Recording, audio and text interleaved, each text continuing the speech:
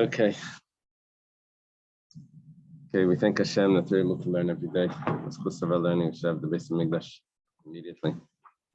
We're going to start, you see Beis Amid Beis on 2b, 3 lines down from the wide lines. It says, Masnisin Deleki Aitana.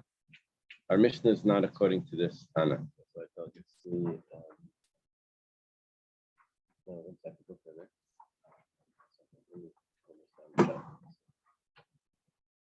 One more page. Yeah, right over there. What number is that? 12. On page 12 in the Quran. Towards the top. So we said like this. In the Mishnah, we had a machlekes, Rabbi Eliezer and Rabbi Yeshua. Where Rabbi Eliezer says that the warning that a husband does to his wife requires 2 witnesses. And the witnesses that she was secluded is enough if there's only 1 witness. Rabbi Yeshua said that both the warning and the seclusion require 2 witnesses. The Gemara says that our Mishnah doesn't go like the following Tana. Tana means Mishnayik. The Tanya was taught in a brisa. Rabbi Yosi bar Rabbi Yehuda and Mishum Rabbi Eliezer. Rabbi Yosi, the son of Rabbi Yehuda. Rabbi Yehuda is, of course, Rabbi Yehuda bar Rabbi Lai. That's one of the students of Rabbi Akiva. And his son, Rabbi Yosi, he says in the name of Rabbi Eliezer, he has a different version of what Rabbi Eliezer held. Rabbi Eliezer would be Rabbi Akiva's teacher. It's like 4 generations back. He said, that's why it says Mishum. Mishum means in the name of, but he didn't hear it directly. Someone that warns his wife, he warns her in front of 1 witness.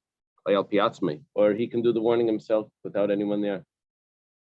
Totally different than our Mishnah. Our Mishnah said you needed 2 witnesses to be there for the warning, according to Rabbi Eliezer. This is again Rabbi Eliezer's opinion, so it's totally different. And you need 2 witnesses there for the seclusion, which is totally different than our Mishnah. Our Mishnah said you only need 1 for the seclusion. And Yeshiva Chachamim, the sages responded, according to Rabbi Yehuda, there's no end. That means that there's no security. That's what it means. It means a woman could always end up becoming guilty here. In L'davar Saif, there's no securities in place. There's no protections for the woman here, because what's going to happen is he can always claim that I warned you. He doesn't need any witnesses to that. And for her to be secluded could be so, the air conditioner guys in the house, the refrigerator guy, the water, the thing.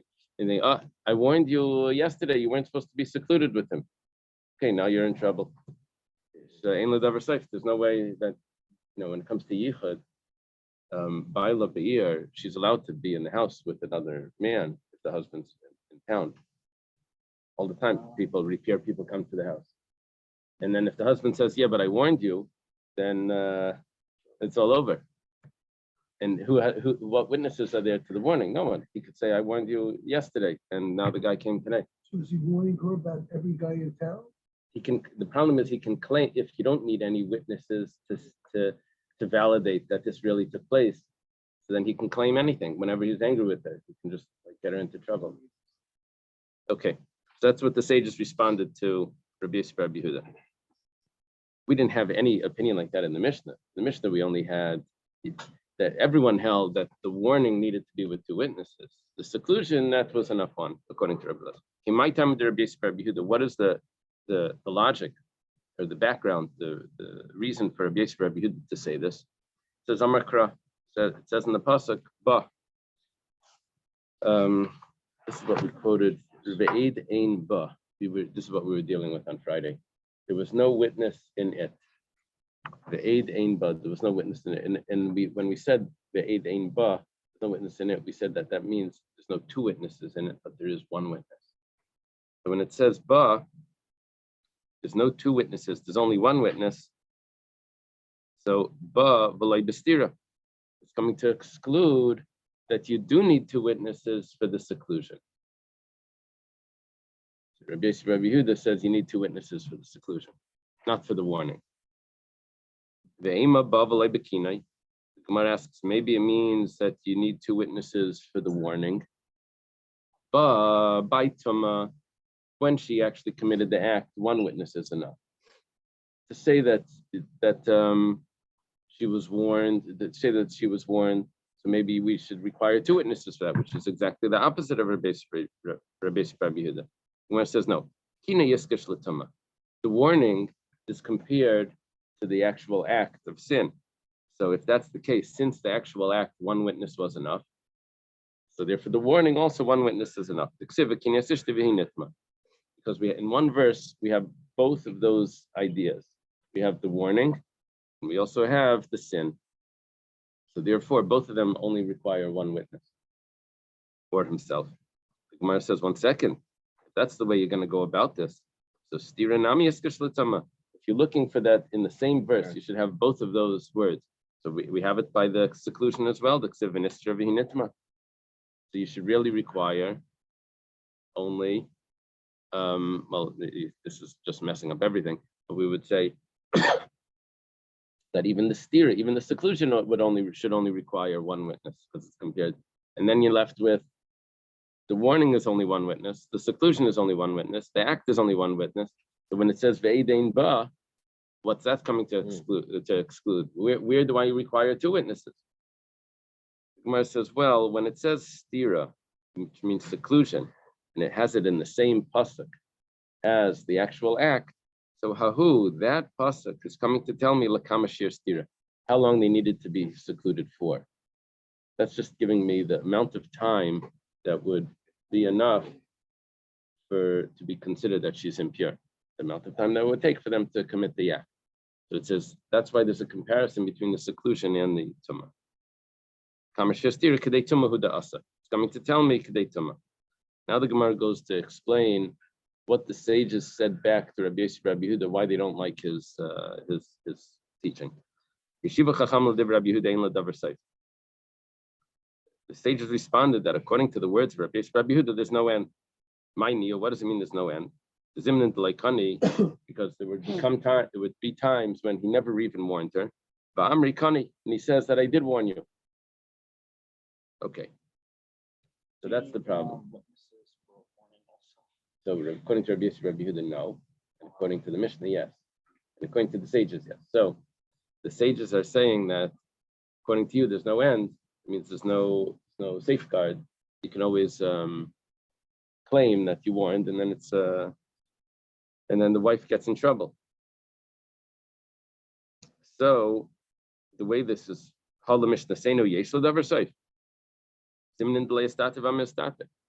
are the sages only saying this on the way Rabbi Yehuda is explaining Rabbi Eliezer?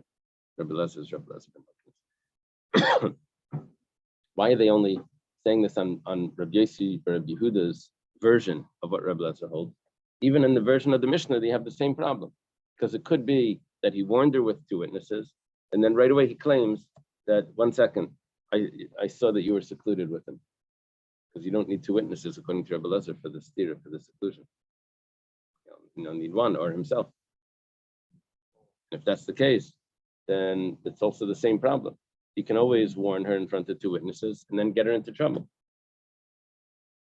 So Zimnan Leia Stater Amistater. There has to be time between the warning and the event. Yeah, well, he says he warns her in front of two witnesses. Don't be secluded with the milkman. Okay, she comes every day. Now, the next day, he says, "See, you were secluded. It's a problem. You have to go drink the water. You can't eat." But it wasn't. It wasn't the case. It never happened. Right. Two events. Right. But it doesn't matter. He can always get her into trouble by warning her in front of, and he knows the guy's going to show up because it comes every day. So can just say, okay, too late. That's it. Socially speaking, what kind of marriage is this? An abusive husband? Is this an overly protective husband? I mean, normally I don't expect that the husband is going to have to warn his from wife, right? About every single person in town. It just sounds so strange.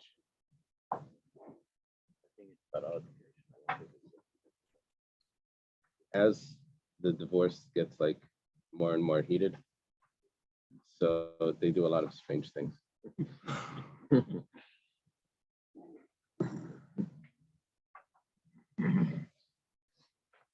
Yeah. Okay. So so a question is, why is it only a question on Rabbi Yossi, but Rabbi Yehuda's version that the Ein Ladavar Saif, that she can always get into trouble? It's a question even on the Mishnah, because he can say that, see, you were secluded, and there's no one there to tell him that it's not true. Rabbi Yitzchak Bar Yosef, Rabbi Yechanan. Rabbi Yitzchak Bar Yosef says, name of Rabbi Yechanan, that you have to adjust this a little bit. It's not according to Rabbi Yosef, Rabbi Yehuda, Ein Ladavar Saif. It's af l'divrei Rabbi Yosef, Rabbi Yehuda, Ein Ladavar Saif. Even according to Rabbi Yosef, Rabbi Yehuda, there's no protection. There's no safeguards against the husband making this claim. The Gemara says, that's nice, but it's not perfect. Because af l'divrei Rabbi Yosef, Rabbi Yehuda, v'lo mibai l'mishnah seinu. What are you saying? You're saying that even according to, that means that for sure according to the Mishnah, Ein Ladavar Saif. But not only that, but even according to Rabbi Yosef, Rabbi Yehuda, there's also no protection. 1 second. What you're saying is that according to the Mishnah, it's worse. And according to Rabbi Yosef, Rabbi Yehuda, that it's not so bad, but it still is bad. Just 1 second. Adarabba, l'mishnah seinu ikar. In our Mishnah, it's not worse. In our Mishnah, there's a basis for this to be a problem, because he warned her in front of 2 people. At least we know that there was a problem originally. He actually had to warn her. But Hassam leka ikar, over there's no basis according to our basic Rabbi Yehuda. He never even warned her. Possibly he just claimed that he warned her. Over there he just says, "Oh, someone came into the house. Okay, see, I warned you yesterday." He made up the whole thing. So it's much worse. There's much less safeguard according to Rabbi Yosef, Rabbi Yehuda. So how can you say also according to Rabbi Yosef, Rabbi Yehuda? What you really should have said is also in our Mishnah, there's also a slight problem. When you say also according to Rabbi Yosef, Rabbi Yehuda, it means that for sure according to the Mishnah, it's a problem. And even according, but it's really the opposite. It's even according to the Mishnah. Ella, rather, we have to adjust it like this. Yitmar hachi yitmar. If this was stated, it should be stated the following way. Rabbi Yitzchak Bar Yosef. Yitmar means is Amar. It has been said. Yes means that there is been said. Rabbi Yitzchak Bar Yosef, Rabbi Yechanan. Rabbi Yitzchak Bar Yosef says, name Rabbi Yechanan, l'divrei Rabbi Yosef Rabbi Yehuda, according to the words of Rabbi Yosef Rabbi Yehuda, and now you have an af or ve'af.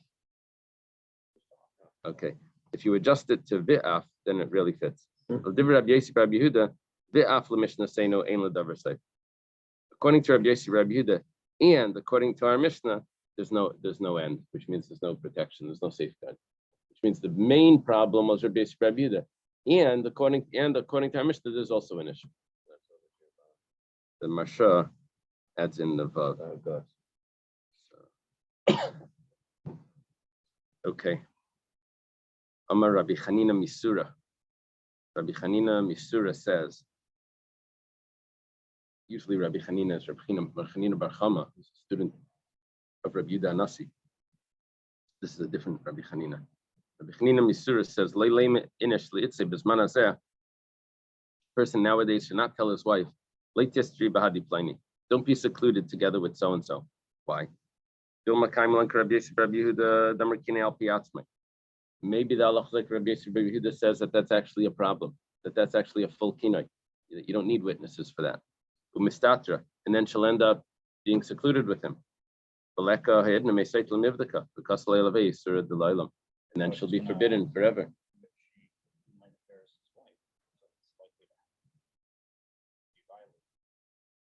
Yes, so therefore he's saying she shouldn't. She's excluded.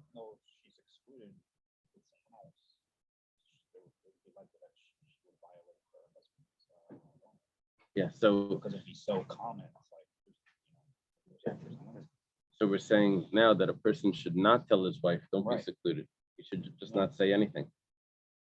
Well, yeah, I mean, I find it difficult to even have a witness in the first place because these matters are so private. I imagine this would be in the home or something. No, so 1 second. 1 second. When it comes to the warning, he would tell if he has to tell his wife in front of witnesses, he's gonna have to tell her. Don't be secluded with so-and-so. Now witnesses know about it. Now, how do they know, how do witnesses know that she was secluded? Well, they saw her walking into this and this house, or they saw this guy walking into the house. The other situation, you can go in Darim and Nazira. There is no way to bring the carbon out. Rabbis could No. annul. Yeah. Is there not that concept here? I think we had somewhere where he can take away, no. Can he remove a kinoi? That's what you're asking. Can you remove a kinoi? That's somehow different from other Nadarim or I don't know. commitments. Excuse me? Well, let's say he doesn't want his wife to become forbidden to him.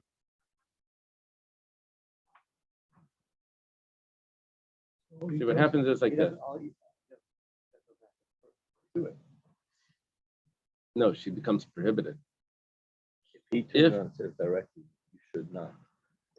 Change the nature of the relationship. Once he If says that. if he says Yeah. that you can never be together with so and so, Well, no, secluded he with so was. and so, Don't be. don't be. It happens if he was. And then she was, so It they happens to be become that they're prohibited, and the witnesses that they were.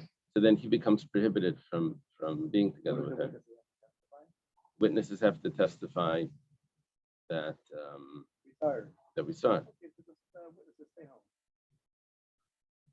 Oh, What if So in the take meantime my- Yom take Kippur my phone comes number out of and he your- out of your says, phone. Kol Kinu Yeh? He gets there may be a violation. There may be a violation to withholding testimony. Is there a problem if there's two witnesses?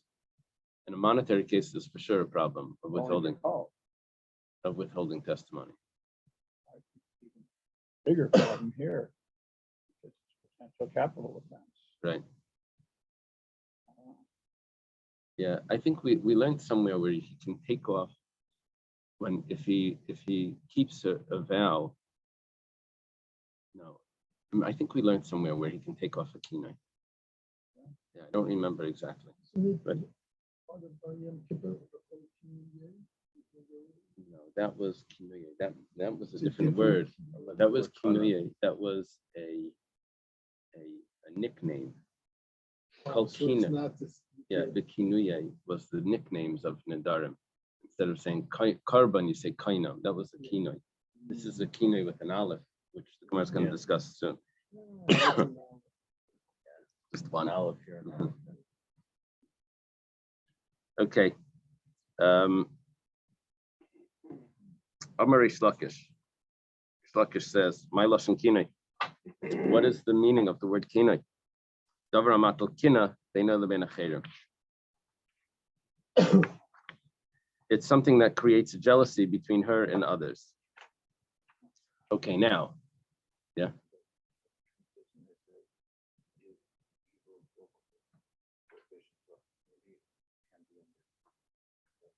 Oh, that's a good point.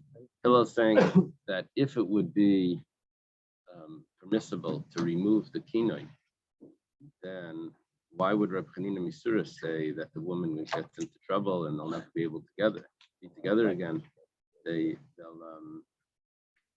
Why doesn't he just be matir the kinoi, take it off? Maybe because it's too late.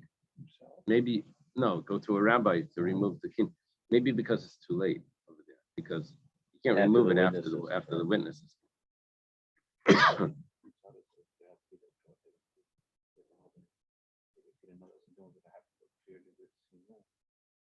Oh, yeah. He's saying that there would have to be a Pesach, Yeah. an opening to be able to annul a vow. If we're going to view this as a vow, so he would need to have some regret, something that known that. I would have known that she was going to do this. I never would have said that. I was just trying to threaten her. Right? Costly for it. Right. So, Alma, we see from Rish Lakish's translation that kinoi means jealousy. Alma, we see kasavar kini al piatz. Maybe kunle almi layadi the kanila. Vamri my the kama the kabadla. Waslam ever kinabada. Okay. What it means is like this. If Reish Lakish is translating kinai to mean jealousy, that it's going to be jealousy between her and the rest of the world. Why would there be jealousy between her and the rest of the world? Because all of a sudden she stops going to any events. She's separating from everyone. She's acting different. It must be that he warned her privately. No one knows what's going on, and all of a sudden now she's staying home the whole time. So that's going to create.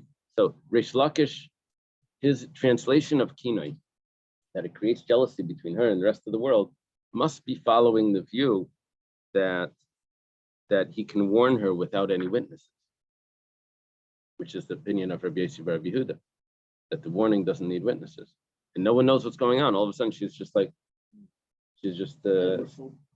is it called? Agoraphobia. What does agra mean? Oh, really? Agoraphobia? You only Professor? have one question. Is that the word? Yeah. Professor? It's a made up word. No, that Look it up. No. That's my father.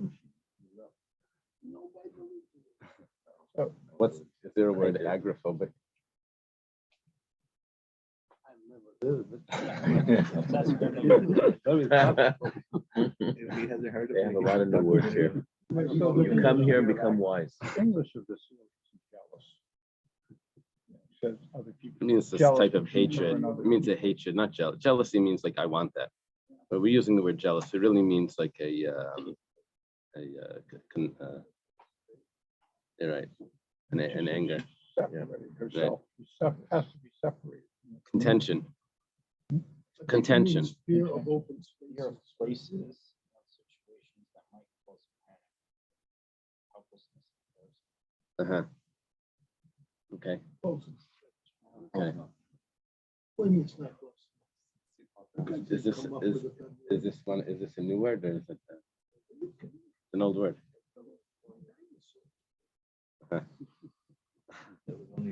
When Adam told it to Chava, she said, "I heard it already." Okay, so Rabbi Yemar Bar Shalmei Mishmei da Abai Amar.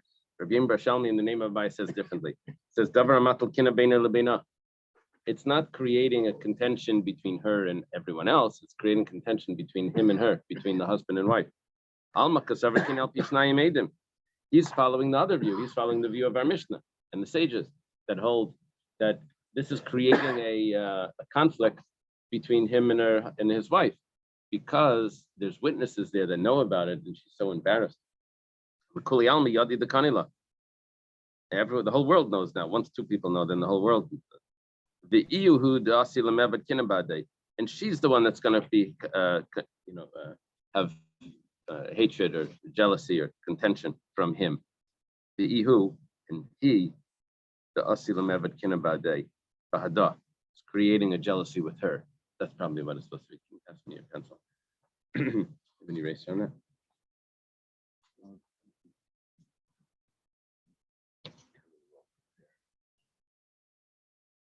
Bahada. Alma, according to this, Kasavri, everyone holds, both opinions here would hold asilakanas. Because if the word kina means contention or jealousy, then everyone holds that it's prohibited to do kina. And we started at the beginning when we learned this on Friday. We said that it seems to be a b'di'evet, right? Hamakane di'evet in lechatchila lai. Someone that warns. It doesn't say that you should. It says someone that did. So we said it sounds like lechatchila you shouldn't do this. So our Tana holds asilakanes, that it's prohibited to do this, to warn his wife. Now, as we translate kina to mean contention or jealousy, so they must hold asilakanes. So what does the other opinion hold? There is another opinion that says that it's not a prohibition to warn his wife. He said it was even something good to do. Well, how does he translate this kinoi? Just means to warn. It says in the pasuk, that Hashem warned. Now, li'artzai over here, Rashi makes a big deal that it means regarding. Li usually means for. But here it means, What about influence, like, yeah, zealous. right? That's always what I thought they would be bringing. Means that, like, Or zealousness, right? That's clearer, not the big. Why wouldn't they bring that as your first source?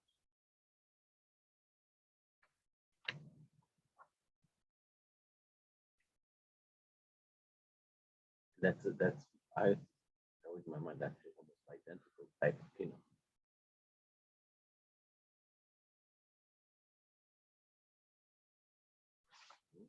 Good question. My question. So your question is, why isn't the comparison of Hashem with the land like the husband No, with the wife? No. even beyond. Huh? We have three, No, I'm he's looking at asking, the we, Tosfos. No, but I'm saying, Ramesh is asking that there's three translations of Kinai. One translation is a hatred, contention, jealousy, contention. Other translation is to warn. There's a third translation that it means to be zealous. And the Gemara is only offering two. It doesn't offer the third one, which is that he's being zealous, that for tznius things or something, he's a kanai. and it has that same short. Right, and it could work. Maybe what the Gemara is saying is that we know that it means that he's a kanai. The question is it a kanai that's for hasras or a kanai for hatred? Two types of kanai. But they joked about the cat and the balabasta both don't like the mice in the house.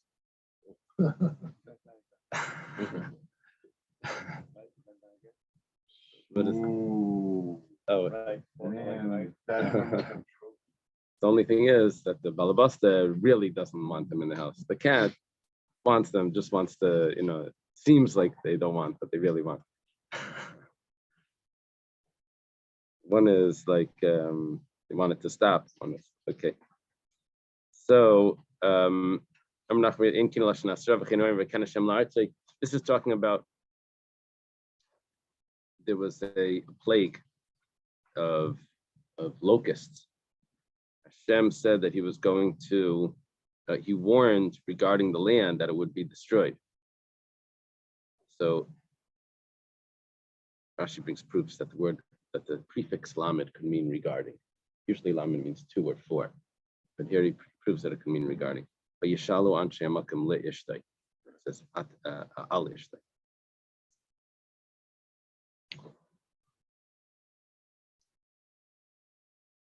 So we have no proof. So usually when you have these words, like whenever when it says min something, which means from, so the next letter gets a dagish because it's like a hyphenated word. The nun gets assimilated. The nun gets assimilated into the next letter with the dagish. But over here you can't have a dagish anyway because it's an aleph. Aleph never gets a dagish. What did they bring in the pasuk about? Oh, they bring that it's regarding his wife. Not they didn't ask his wife. They asked regarding. So le means al. Okay.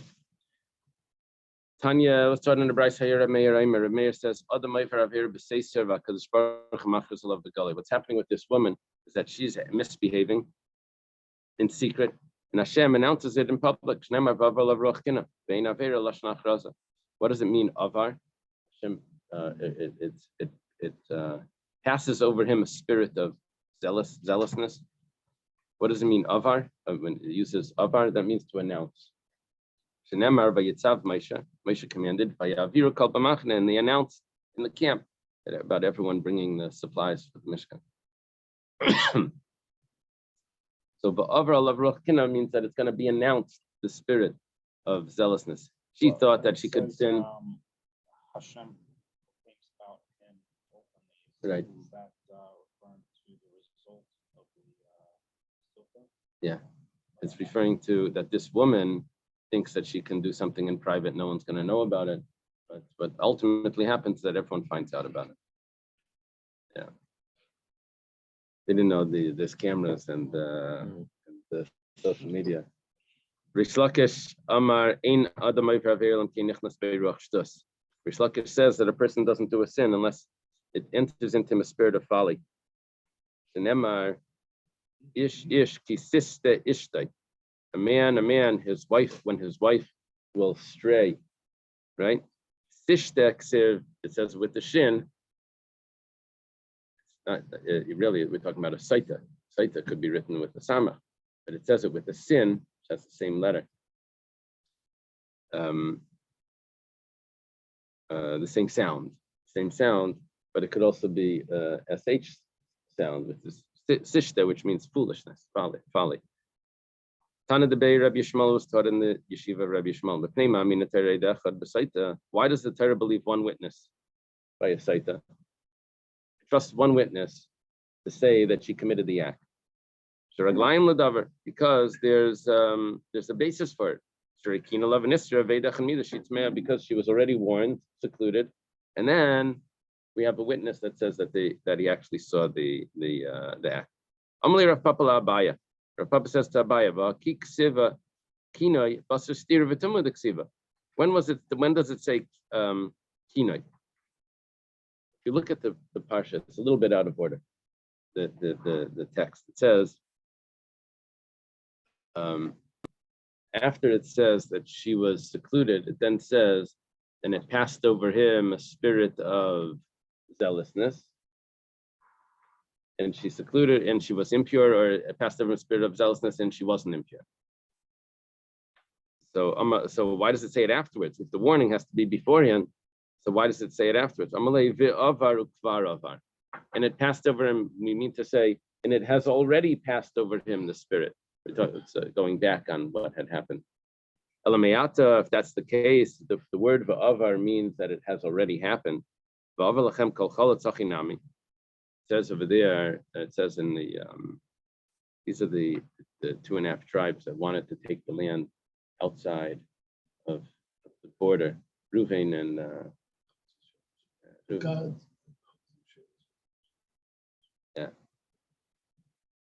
wanted to take the land. Shimon also.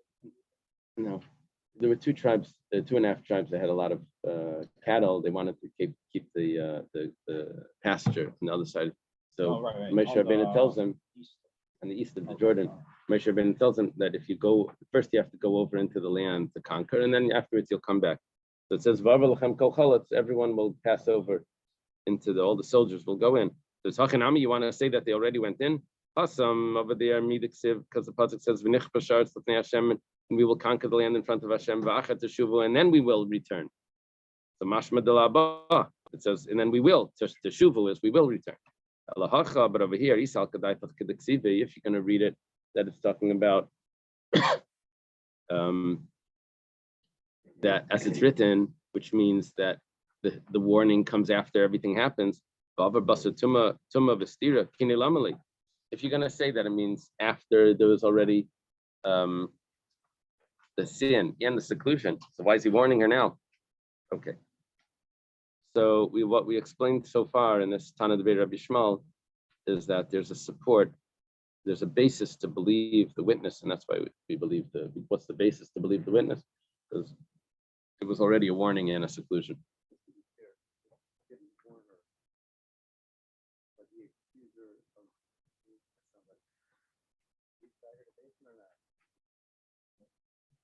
Yeah, but she's still permitted. It's his word against. Yeah, but they can't do anything because it's him against her. No. There's no such order. Yeah. Also, one witness. well, one witness.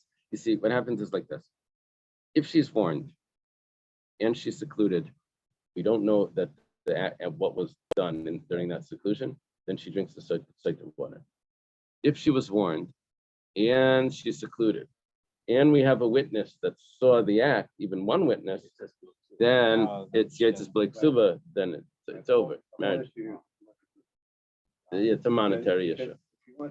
Without witnesses, without Right. divorce, Right. Right. And it boils down to economics. Big is the account. Trying to figure out how much it costs to get the witnesses.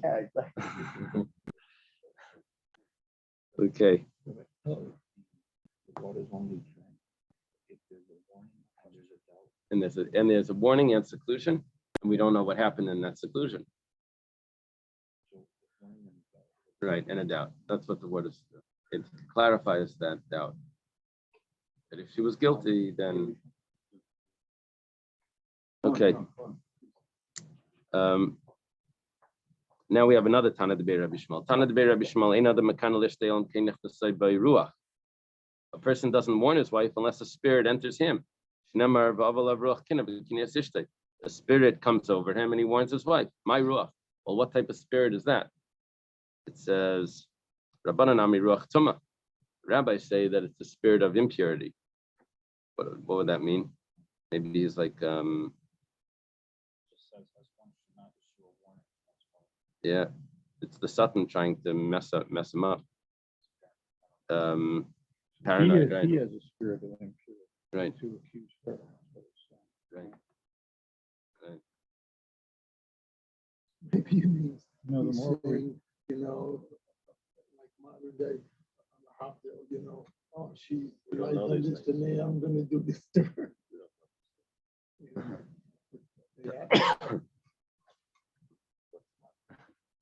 Sorry, got distracted. the more we learn, the less. Oh, the Rashi over here sort of clarifies this. The ruach tumah over here for the husband would mean that that would be the ruach tara. The ruach tumah would be it's just creating a hatred between him and his wife.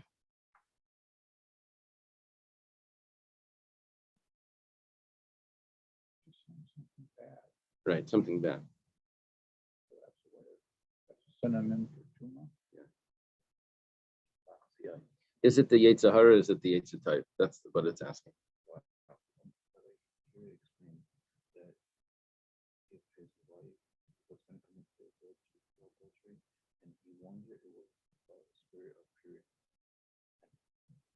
If she wasn't going to commit adultery, and he warned her, it would be impurity. Yeah, that's probably what it's saying. The only question is that without knowing that, what does it mean? What is the verse referring to? Spirit comes over to him. It could be this, it could be that. So what is the verse referring to? So the Rabbanan say it's referring to the spirit of impurity. And Rav Ashi says Ruach Tar, it's referring to the spirit of purity. Now you're explaining that there's really no machlekes, the Rabbanan and Rav Ashi, it depends. If he was right, then it's a spirit of purity. If he was wrong, it's a spirit of impurity. That's okay. Do they quote from someone?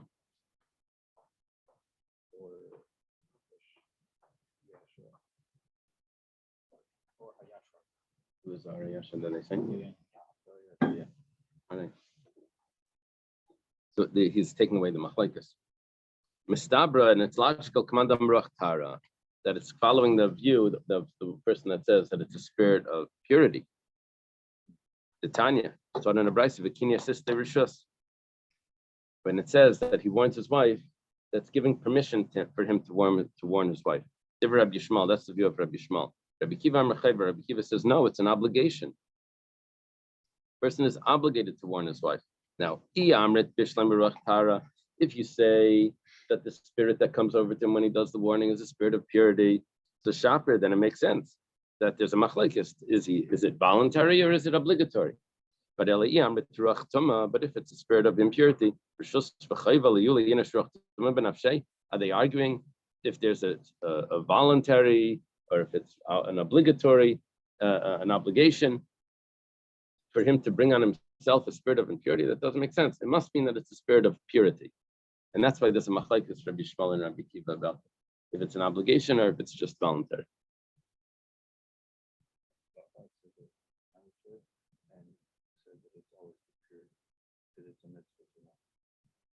But that would contradict Rabbi Hanina.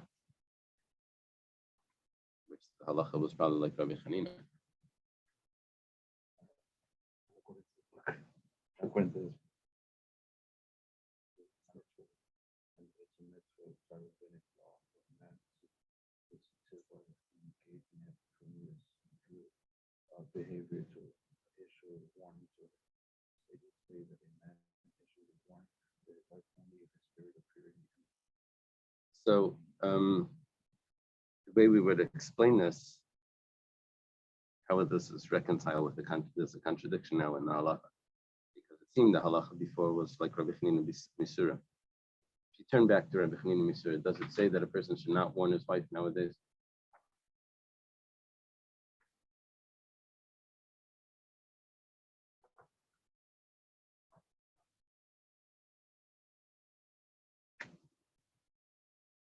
You see that?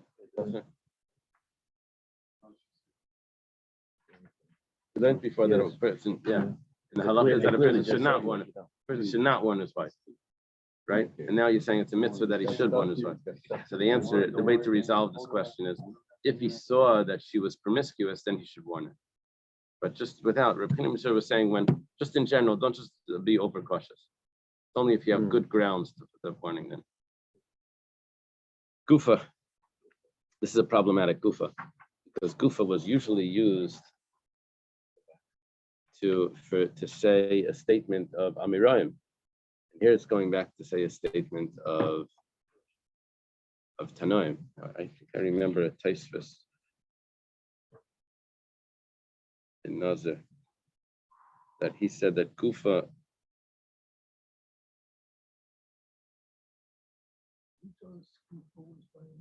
Amirayim, a requote of Amirayim. I marked down the Taisvis.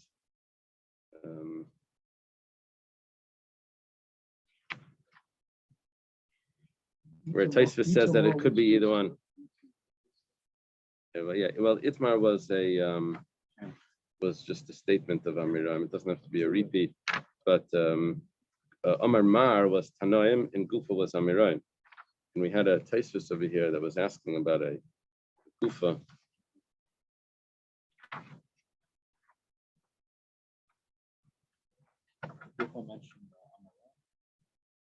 Here we have a Gufa. Usually Gufa is Amirayim, but here we have a Gufa that's Tanoim. Go through it slowly. Okay. Now here we have a Tanoim Gufa. Gufa, we stated before, a person wants his wife, that's voluntary. Rabbi Kiva says, person is obligated to warn his wife. Lo yitama. This is talking about a kayan that's not supposed to become contaminated, but he is allowed to be contaminated to his 7 close relatives, which are father, mother, sister, brother, son, daughter, wife. So, lo yatama, rishus, he's allowed to. Rabbi Shmuel, Rabbi Kiva says no, it's not allowed. He's obligated to go to his relatives' funeral, even though he's a kain. Talking about a non-Jewish slave, a Canaanite slave, Eved Kanani. They should serve you forever. Rishus, that's a voluntary. Rabbi Shmuel, Rabbi Kiva says that no, you're not allowed to set them free. You have to keep them forever. They should not be set free. I know what Abraham Lincoln would say. Amalei Rav Papa la Abaya. Rav Papa says to Abaya, V'amila Rav Misharshi l'Rava, Leim Rabbi Shmuel, Rabbi Kiva b'chol ter kula chipegi d'mar mershus mar macheva. It's an unbelievable question. Because maybe the whole Torah is really just a bunch of suggestions.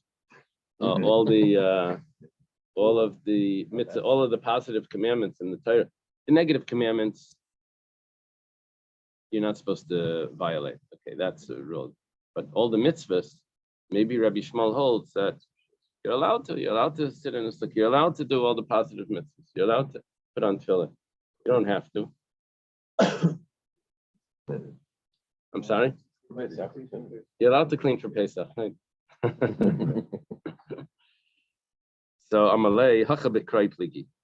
Here it's specific about these 3 cases. And what we're going to do is we're going to go through these 3 cases. And let me just give you in short what's happening. Is that we're going to quote extra verses, which Rabbi Akiva is going to take them very serious, and Rabbi Shmuel is going to say that the fact that it's there is just because I had to repeat one detail, so therefore I repeated everything. That's Rabbi Shmuel's view in general, is that Rabbi Akiva learns that every detail of the Torah is exact, and Rabbi Shmuel learns that the Torah speaks more in the language of man, and if you're repeating a sentence for one detail, you'll repeat the whole sentence, the whole paragraph. So isn't Rabbi Akiva doing Every dag. So Yeah. So if it's every day, every tag is so it's a different view.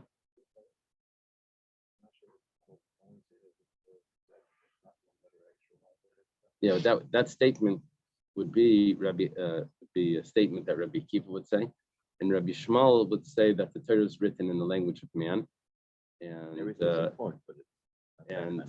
you can't. The fact that this paragraph is repeated, or the sentence is repeated, that was because there was a detail in it that needed to be repeated, so we repeated the whole thing. But it's not that every new thing, every detail there is necessary. That's Rabbi Shmuel's view. Let's take a look. So how does this go? It says It says that he warns his wife. That's voluntary. That's what's Rabbi Shmuel. Rabbi Akiva says no, it's an obligation. My time with Rabbi Shmuel. Why does Rabbi Shmuel say that he's allowed to? He doesn't have to. He follows the following Tana. The Tanya was taught in a brisa. Rabbi Lezer ben Yaakov Aimer. Rabbi Lezer ben Yaakov says. Rabbi Lezer ben Yaakov, is Kavanaki, right? Who's Rabbi Lezer ben Yaakov? Kavanaki. Exactly. Everything. He doesn't say a lot, but everything is perfect. There's two Rabbi Lezer ben Yaakovs, but either way. And he preceded Rabbi Akiva, and That could be, yeah, could be the.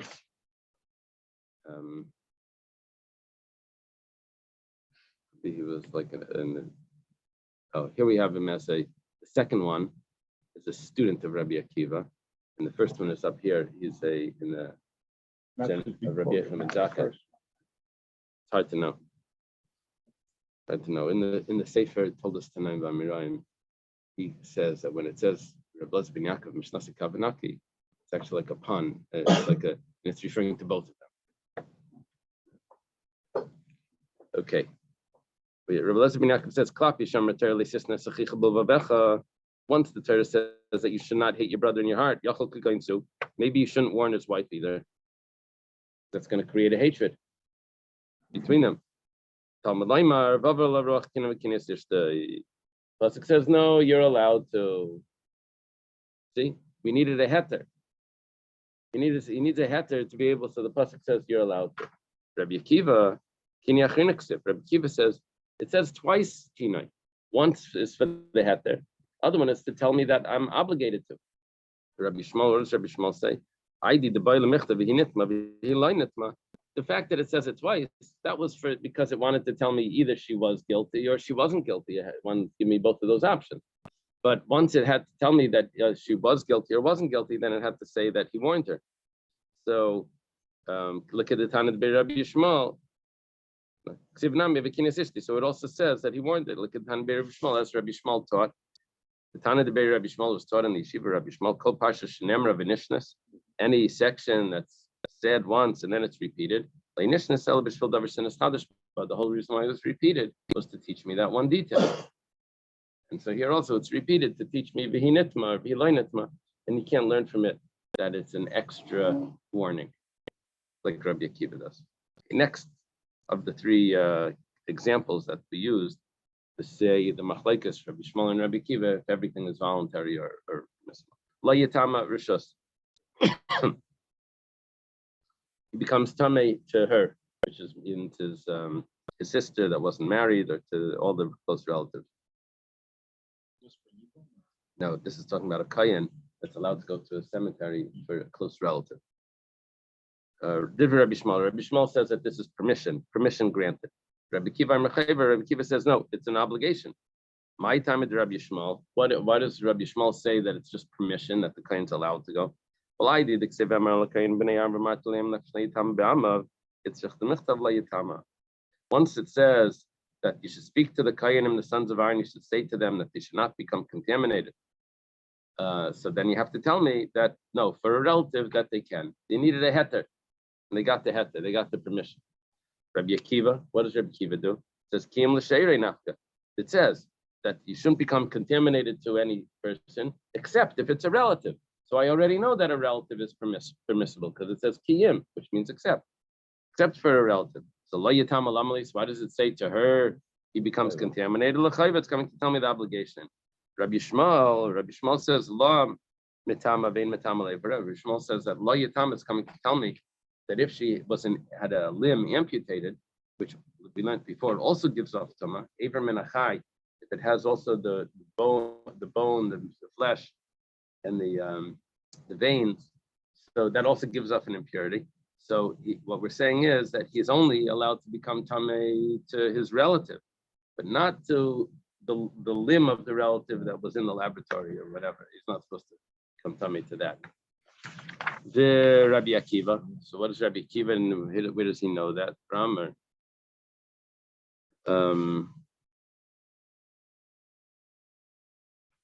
okay, Lichtav Rahman Allah, Balishtek.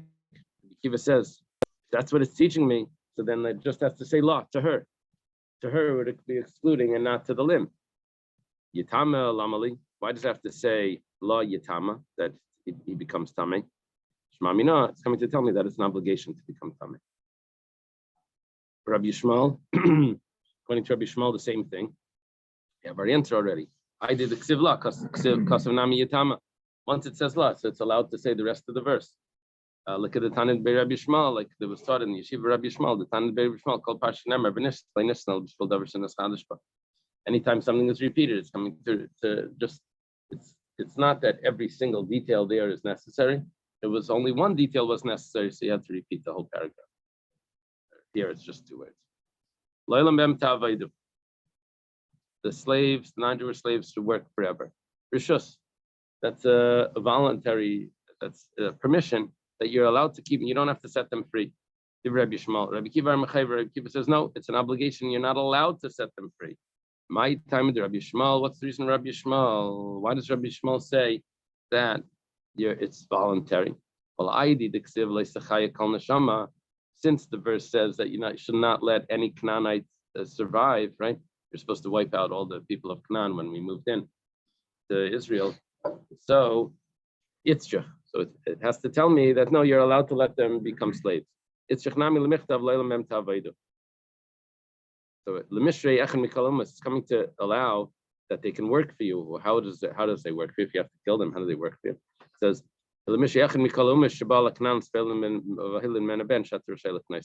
let's say someone from another country comes into the land of Israel and finds over there a woman that was a Canaanite woman, and he lives with her and they have a child. So the father is a guy from, I don't know, right? Puerto Rico. And the mother's from is not Israeli, but Canaanite, right? And they have a child. That child you're allowed to let that child live. You follow the father. By non-Jews, you follow the father, the paternal, and so therefore the paternal lineage. And therefore, this child is not considered a Canaanite; it's considered a Puerto Rican. So therefore, that's no problem, and he's allowed to be this slave. The Tanya was taught in a brisa. How do you know that this such a scenario where someone from some other nation comes to Canaan, lives with the woman there, they have a child, that he's allowed to buy that child as a slave? And even from the people that live there, that from them you should buy. What is it, Taishav? Permanent resident. What is Hagarim? It's a temporary resident.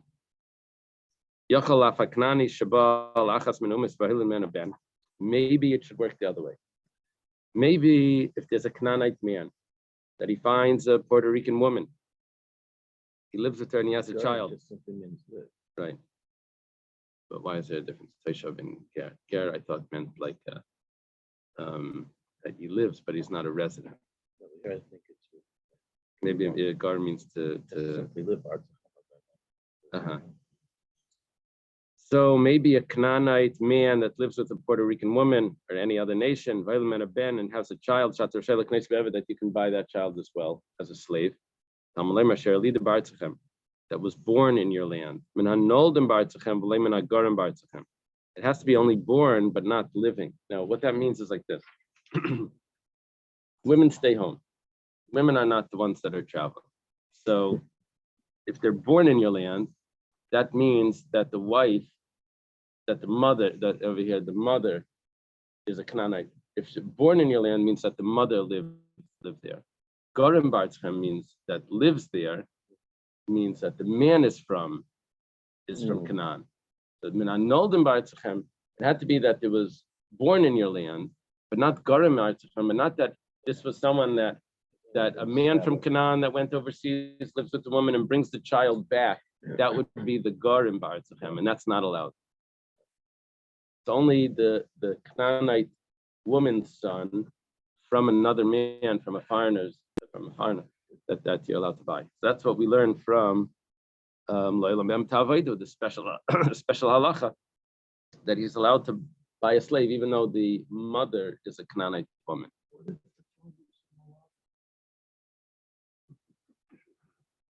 That wasn't a problem. That was a problem with marrying.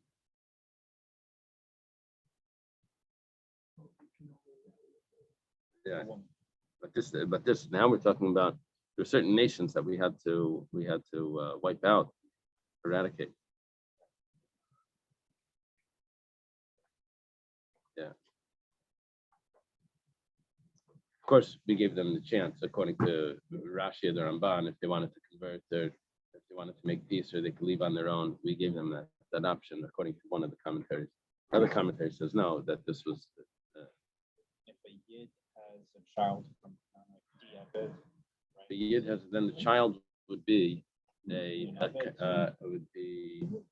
would not be follow the father, of course. It would not Jewish, but we wouldn't say that it was considered a Canaanite that had to be killed. Or maybe we would, because it would be, it's only by the non-Jews that we follow the. Well, if she was a slave already, then it would be a slave. It all Okay. becomes different. If the Mother's Jewish, then it doesn't matter. It's a weird situation because you take a Gentile father, an Arab father, and a Jewish woman. According to other religions, Right. it says here he's an Arab. According to Judaism, he's the child's a Jew.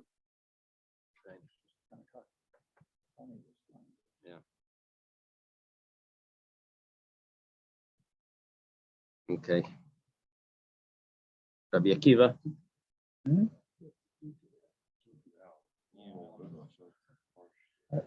have some tenants in my little apartment in Israel, and that was the story. He's from Arab background, and his wife was Jewish, and they were both raised religiously. Wow. Did they duke it out? That was good marriage. Current. They had children.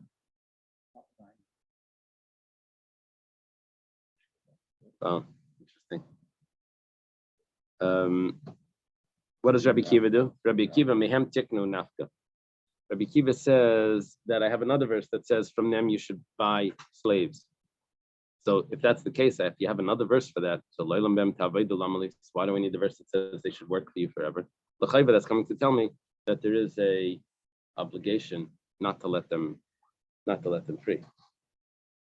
Rabbi Shmuel Bahem v'lei ba'achechem. Rabbi Shmuel says no. That Bahem is coming to say that only them, but not your brothers. Your brothers, you're not allowed to work them forever. Rabbi Akiva, ba'achechem, he say for the Karnafta. I have ba'achechem clearly. Ba'achechem b'nei Yisrael ishbach v'lei sederim b'mefara. It's clearly that your brothers, the Jews, you should not work them hard. Rabbi Shmuel, what does Rabbi Shmuel do with that verse? It says, I did it. Once it says ba'achechem, so it already says ba'hem. Like in the Tanya de Rabbi Shmuel, as it was taught in the yeshiva Rabbi Shmuel, that whenever it repeats something, it doesn't have to be that you're going to learn from it. Only repeated for one item, and that's why it's there. Okay, I'm Rav Chisda. Rav Chisda says, Zinusa bebesa. Licentious conduct in the house. Kikari l'shimshma is like a worm in sesame seeds. Basically means it's going to destroy the whole house. Rav Chisda says, tukva bebesa, anger in the house. Kikari l'shimshma is like a worm in sesame seeds. Both of these statements is only regarding the woman. But for the man, it's no problem. It could still, the house could still stand. Now, what that means is that if the woman is committing adultery, so she's going to give away all of her husband's items that he's working for to support her. She's going to be giving it out to her friends, and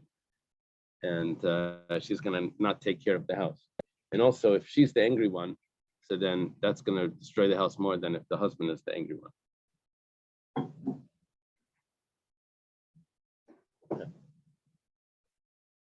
Is that logical? No? Okay. Okay. All right.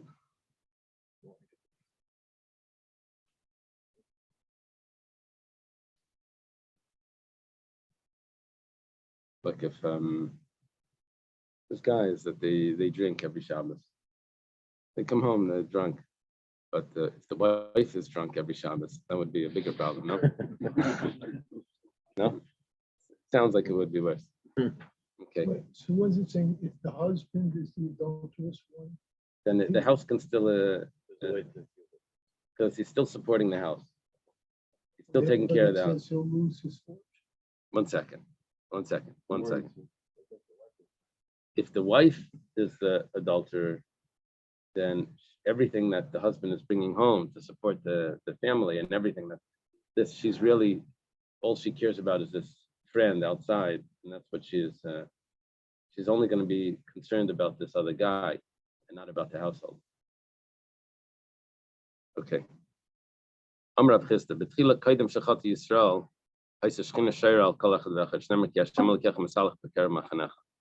originally, before the Jewish people sinned with Arayas, talking about when they sinned by Moav, I guess. So Shekhinah was together with every person. Hashem, your God, is going in your camp. Even Shechat Yisrael, but once they sinned, the Shekhinah left. You should not see amongst you licentious conduct and will return from you. So Hashem leaves. There's misconduct. Amar Rab Shmuel bar Nachmani, Amar Rab Yechon Kalois mitzvah achas be'olam hazeh mekadmasei b'hailechas lefanav leilam haba. Anyone that does a mitzvah in this world, the mitzvah precedes him into the world to come. Shneimar v'halach lefanach tzedkecha, that your righteousness will walk before you. V'chol ha'ivur aveir achas be'olam hazeh, and someone that does sin in this world, malaf v'fatai b'hailechas lefanav liyem adin. It wraps him and it goes in front of him.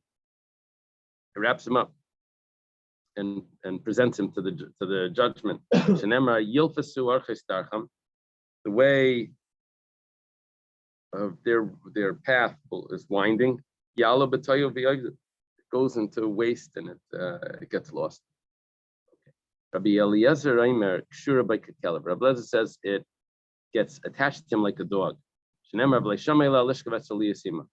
That Yosef doesn't listen to the wife of Potiphar to lay with her, to be with her. Lishka vetzla, to lay with her by Lamazeh, that would be in this world. Li Yisima, to be with her, Layla Maba, that would mean in the world to come, which means that the sin attaches to the person, like over here we're saying, like a dog, that like never leaves him, right, hangs around the owner. Nan Hassam was taught over there, Shaya Bedin. Later on, it teaches like this. We're talking about how many witnesses you need for the seclusion. Logically, we would have said, Umay, the Sarishayna, when it comes to the first testimony, which the first testimony would be the warning or the seclusion, doesn't become prohibited forever by the warning. You need two witnesses there. Who holds that? Everyone. Rabbi We talked about Eliezer. this before, We spoke about this on any- before. We're jumping back. Where that you need two witnesses for the warning. Rabbi Eliezer holds that, and Rabbi Yeshua holds that. But the later witness, later testimony, that makes it prohibited forever. In addition, if the first one requires two, and even though that's not conclusive, the second one that is conclusive for sure should require two. Comes to tell me that there was no two witnesses there, but there's only one witness. As long as there's one witness there, she becomes prohibited forever. We're talking about if there's one witness that saw the actual act of sin. And now let's work our way backwards. If this is the case, from now, if the second testimony, the last testimony, which was the testimony about sin, where she becomes totally prohibited to her husband forever. One witness is enough. So the first testimony, which is not conclusive, for sure, one witness is enough. If the much more severe one witness was satisfactory, so the one that's less severe. Right. Now we're asking that the witness for the warning should also only be one. If witnesses for the act is enough one, which that's conclusive, the witnesses for the warning should for sure just require one. It says another pasuk that we found in her a licentious conduct. And later on it says, and by two witnesses or three witnesses, the matter is established. And it uses the word davar by both of these cases. Just like by a regular monetary case, required two witnesses. Also over here, he required two witnesses. Now, what came out now is that the source for requiring two witnesses comes from davar. By the warning as two witnesses, we learn it from davar, Gzeir Shava from monetary cases. What's our source that Tumah only requires one witness? Feidein ba. The Gemara says, "Hai michi matzah be'ervas davar nafka." That's what you learn from matzah be'ervas davar, that the warning needs two witnesses. Mi ba nafka. The Gemara before said, by this case, by the actual act, you only need one witness. That tells me that by the warning and by the seclusion, you needed two. We learned it from something else. Gemara says, no, you have to look at it like this. Talmud Laimar ba. Pasuk says ba by the warning and by the seclusion, you need two witnesses. That's correct. We have another question. We said that you can rely on one witness because there was a basis for it, because there was already a warning, there was already a seclusion. But let's say we don't know of any warning, we don't know of any seclusion, we just have one witness that shows up and says that I saw them committing the act. So how do you know that you don't believe this guy? There's no basis for it. Well, Nemar Khan, Kimatz Be'ervas Davar, Nemar Lalan, Apishnayim Edim, Shtei Shedim Yakim Davar, Mala Davar, Hamar Lalan, Edim Shnayim, Afkan Edim Shnayim. Just like by monetary cases, you need two witnesses. So too, by this type of case of adultery, you also need two witnesses. Okay. So if one witness saw the act and there was no warning, there would be grounds to have Sota. Well, it wouldn't even be a sota, it would be nothing. We just say, It would well, be nothing. maybe either you're lying or not, but we don't know. But still a question. It's a question, but no basis. it's his word against the woman. So therefore, if there's a Sota, No, the site is specifically after a warning. That would be a basis for it. Yeah. Isn't that most things you have to have a warning for? Right. Right.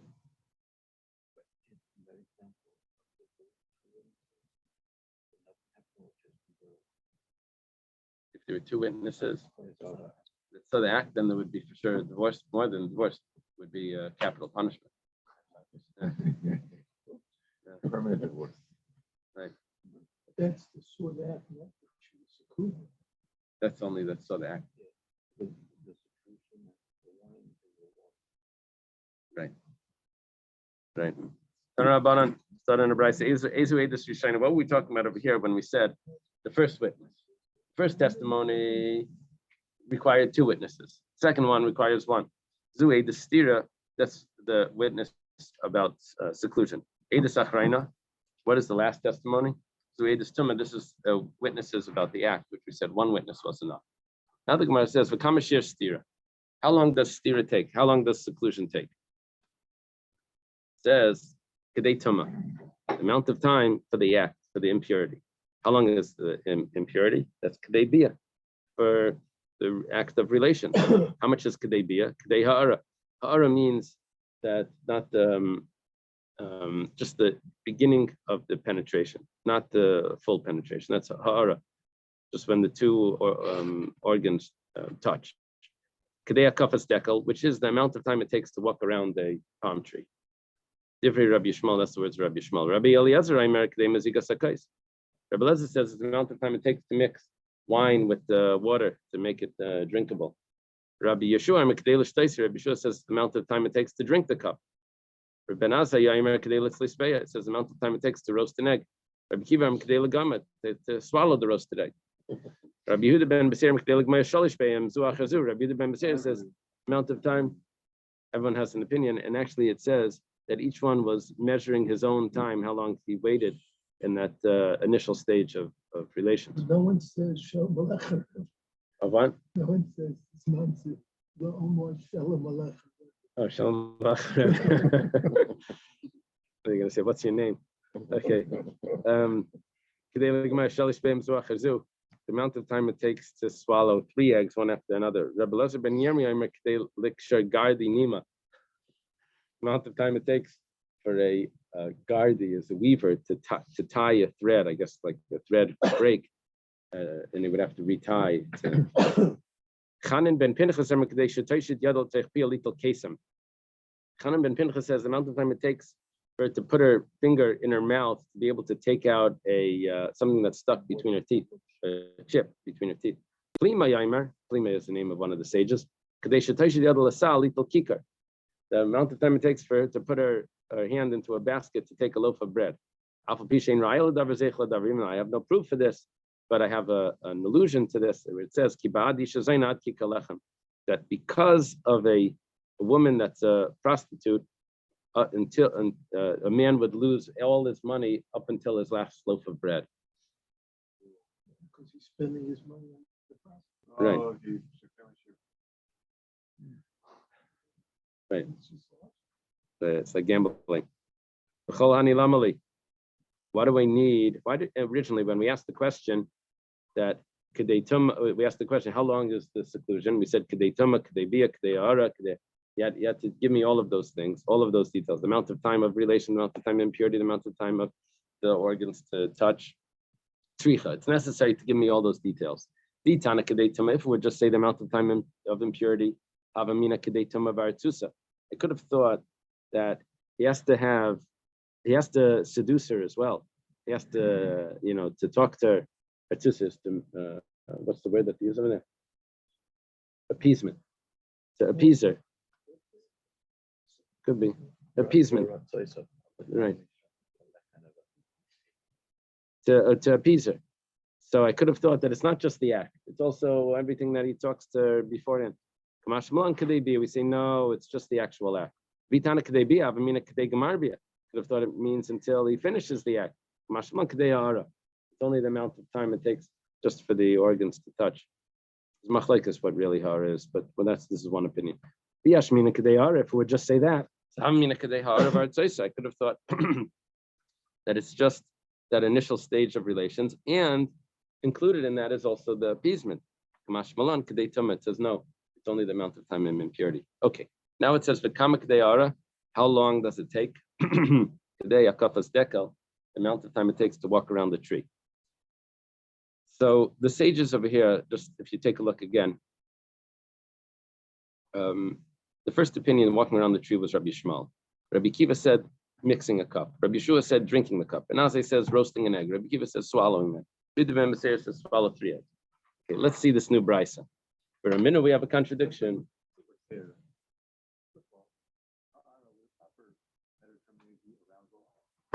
I don't think so. Well, you're saying from the Hebrew? Yeah, it's terminology. Doesn't that sound more like proper definition of the word? But how do they translate it over there? Intercourse. Huh? It's the initial stage of intercourse. Okay, but even so, he warned her. She was in hiding. He was in different with this individual. But let's just for simplicity say they did nothing. Or maybe they engaged in a little forfeit, nothing that was officially illegal. But if she would take the drink, she would come out clean. Right. So the only time that should be prohibited is the time that they actually take the appellation. Not the time because all these other things officially, at least at the minimal level, would not cause her to Right. fail the test. Right. Fail the pre-test. Right. Right. So the only time that should be problematic is the time that actually takes to fail the test. Right. These are all reported measurements of how long that is. No, you can't say that. These are just giving measurements. of how long Taisus that is. adds in one point. Taisus says that in the Yerushalmi it says that you have to add onto this one detail the amount of time it takes for him to remove his gown. Close. Take off his clothes. Obviously. Yeah. Part So of you it. have to add that in. Then after that, then you have these measurements.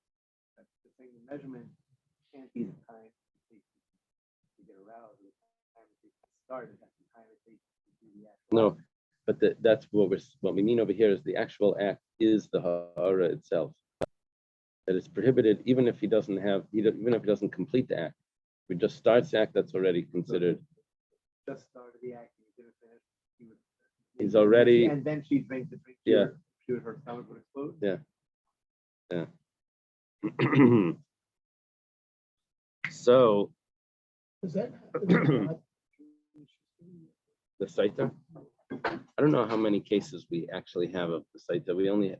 We know of some where the woman exploded because she kissed the. Remember that story? No, but we're gonna learn that. The They sister. tried death. Right. We're gonna learn. Right. I would imagine that one went to that process, the other ones would stay away from. People aren't so intelligent. No, but if they see it, everyone will find out, like, oh, look, they drank and they exploded. Like, they'll try not to go in that situation.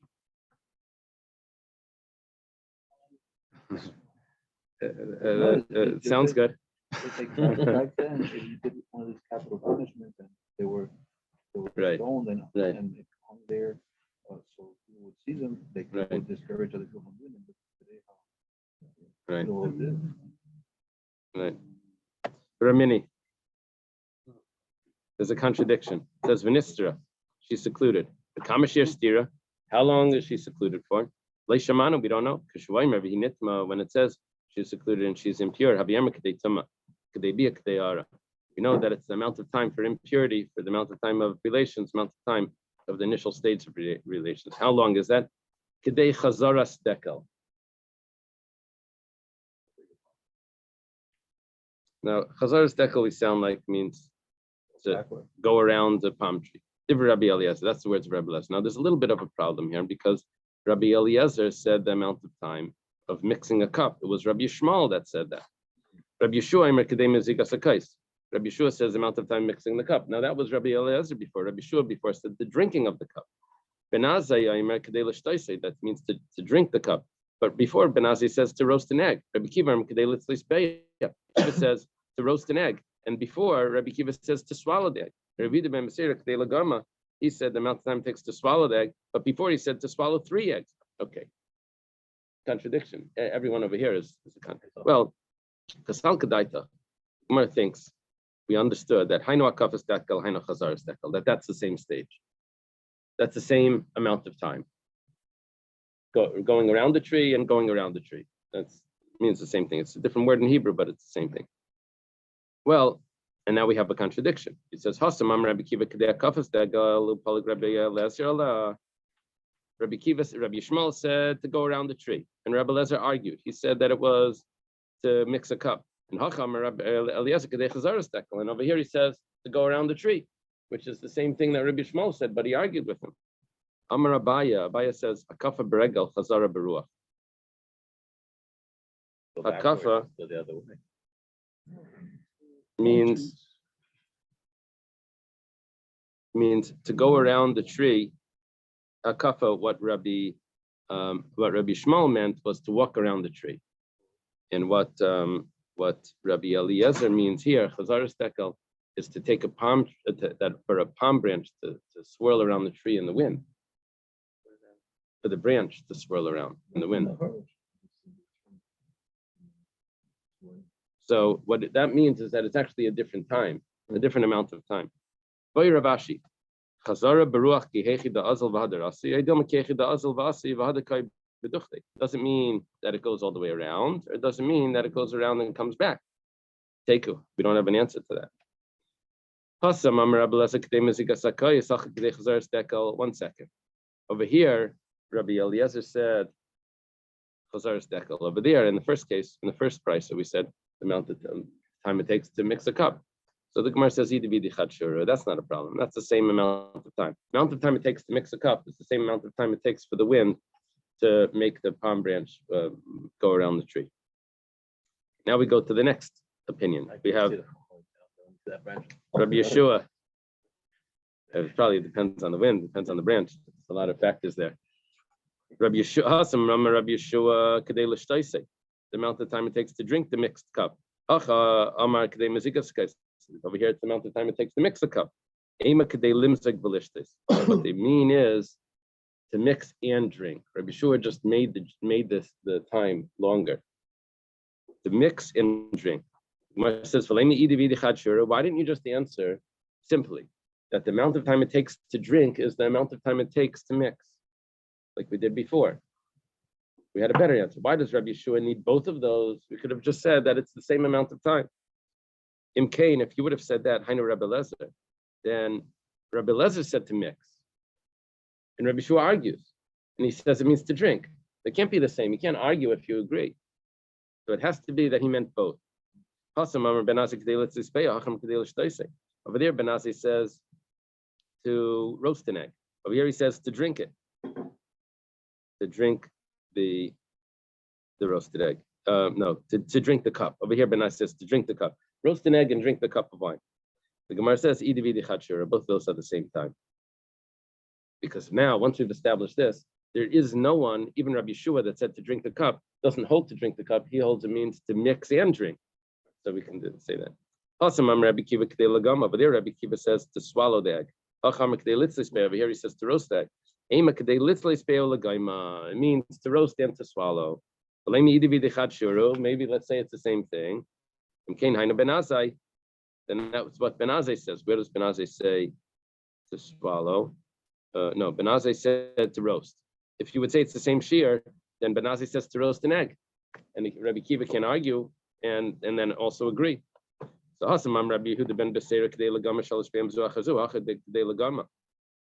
Rabbi Yehuda ben Beseira says in the first price he says to swallow 3 eggs. Over here he says to swallow 1 egg. This is a problem.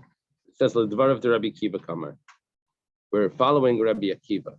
He's saying according to Rabbi Akiva. Rabbi Akiva says the Kamar Misharim Bitzliyo Begmiya. Akiva says that you have to roast. We're using a measurement of roasting an egg and swallowing it. Ema Shir Gemiya L'chudei. Why don't you just say?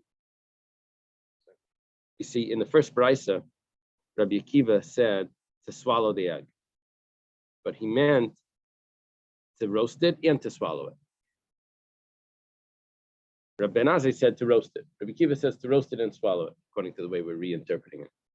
Rabbi Yehuda ben Beseira is saying that if you want, you can use just the swallowing itself, but how would you do that? It would have to be three eggs. Which is the same measurement. In other words, he's not arguing on Rabbi Akiva. He's just saying that Rabbi Akiva's measurement of roasting and swallowing is also swallowing 3 eggs. So I guess the other 2 eggs is the amount of time it takes to roast. So we switch from swallowing the wine to swallowing the eggs. Yeah, it's a different. Legaima is to swallow the egg. Lishtais is to drink the wine. Rabbi Elazar ben Yirmiyah, Rabbi Elazar ben Yirmiyah said that it's for the weaver to tie a string or a thread. Are we talking about that they're far away from each other? That's takes more difficult, or is it close together, which would be quicker? Take it, we don't know. He says that she puts her hands in her mouth to take a twig, a little splinter that's in between her teeth. So, boy Ravashi, the mahadik and lemahadik, we're talking about where it's stuck, that could take all day, or is it not stuck? Come right out. Plima says, take it. I'm sorry, take it. We leave that as a question. Plima says that she puts her hand into the basket to take a loaf of bread. Boy Ravashi, mahadik and lemahadik, is the bread stuck inside in the basket, or is it not stuck? Is it a new loaf, or is it an old loaf? New loaf is going to be too soft. Is it hot or is it cold? If it's hot, and it's going to be even softer. If it's cold, it's going to be harder. It's going to be easier. Is it a wheat bread or is it a barley bread?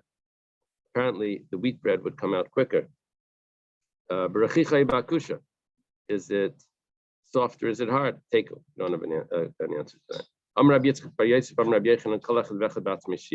Yitzchak bar Rabbi Yosef says, name of Rabbi Yechanan, that each person was giving these measurements, was describing how long it takes for him to go through the initial act of relations. Gemara says, really?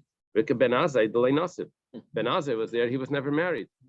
Gemara says, some say that he did get married, but then he separated from his wife. Yeah. Some say that he married Rabbi Akiva's daughter. Some say that he heard from his teacher. Some say that it's a secret that Hashem gives to those that fear him, that he knows everything based on the Torah. It says in the Torah. Let's leave it over here. Thank you so much. Okay.